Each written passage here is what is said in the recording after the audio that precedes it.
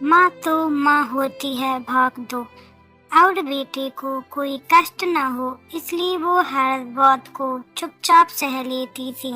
विमल बहुत उदास रहने लगा।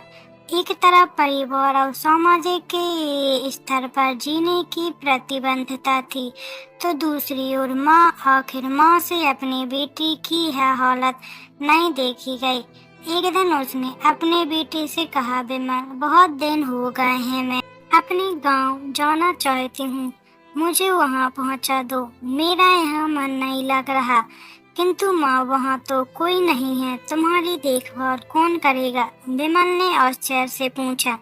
अरे सब गांव वाले तो हैं, और वो हमारे मामा जी तो उसी गांव में रहते हैं, और फिर हम सारी व्यवस्था कराएंगे।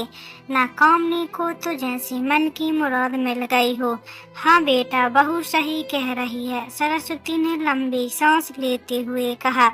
विमल जानता था कि गांव में माँ की देखभाल करने वाला कोई नहीं है, लेकिन अपनी पत्नी की जिद के कारण वह अपनी माँ को गांव छोड़ने पर विवश हो गया। माँ को गांव छोड़कर आते वक्त उसे रोना आ रहा था तथा अपनी बेबसी पर गुस्सा भी आ रहा था, किंतु परिवार, पत्नी और समाज ने उसके इन मनोभावों को दबा दिया और वो सुकून सा महसूस करने लगा। कुछ दिनों के बाद उसके चाचा, जो अमेरिका में रहते थे, आने वाले थे। जब विमल बहुत छोटा, उसके पिता जीवित थे, तब वो भारत आए थे, और उसके बाद वो अब भारत आने वाले थे। पूरा परिवार और आस पड़ोस बहुत उत्साहित था। अमेरिका से विमल के डॉक्टर चाचा आ रहे थे। डॉक्टर रमेश ने जैसे ही घर में कदम रखा, सबने मिलकर बहुत उत्साह से उनका स्वागत किया। क्यों विमल, भाभी नहीं दिख रही, कहाँ हैं? डॉक्टर रमेश ने उत्सुकता पूर्वक पूछा। जी, वो गांव में रहती हैं, यह उनका मन नहीं लगा, कामनी ने सपाट लहजे में उत्तर दिया। डॉक्टर रमेश ने विमल की ओर देखा तो विमल ने अपनी आंखें झुका ली। डॉक्टर रमेश सब समझ गए। बोले, कल हम भाभी से मिलने गांव चलेंगे। सब लोग दूसरे दिन सभी लोग गांव के घर में पहुंचे। देखा कि सरस्वती को बहुत तेज बुखार है और वो पलंग पर असहाय पड़ी है। डॉक्टर रमेश दौड़कर सरस्वती के पास गए, उनके पैर छूकर रोने लगे। सरस्वती की ये हालत उनकी कल्पना से परी थी। वह बेटा विमल, तूने तो नाव उजागर कर दिया। अपनी माँ की ये हालत देखकर तुझे तो शर्म भी नहीं आ रही होगी। डॉक्टर रमेश ने विमल को लगभग डांटते हुए कहा। नहीं देवर जी, विमल का कोई दोष नहीं है, मैं खुद गांव आई थी। सरस्वती ने अपने बेटे का बचाव किया। मुझे ये सब पता चल गया भाभी, आप चुप रहो। क्यों बहू, तुम्हें अपनी सास की रूपता पसंद नहीं है? समझ, मैं तुम्हें नीचा देखना पड़ता है ना? डॉक्टर रमेश ने कामनी की ओर व्यंग्य से देखा।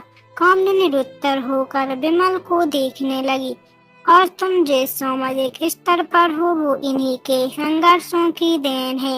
और बेटा विमल, तुम्हें शायद मालूम न हो कि बचपन में जब तुम 1 साल के थे, तब छत से नीचे गिरने के कारण तुम्हारी एक आंख फूट गई थी और तुम्हारी रीढ़ की हड्डी में भी समस्या थी। तब तुम्हारे इन पूर्व माँ ने अपनी एक आंख और अपना बोन मेरो तुम्हें देकर इतना सुंदर स्वरूप दिया था।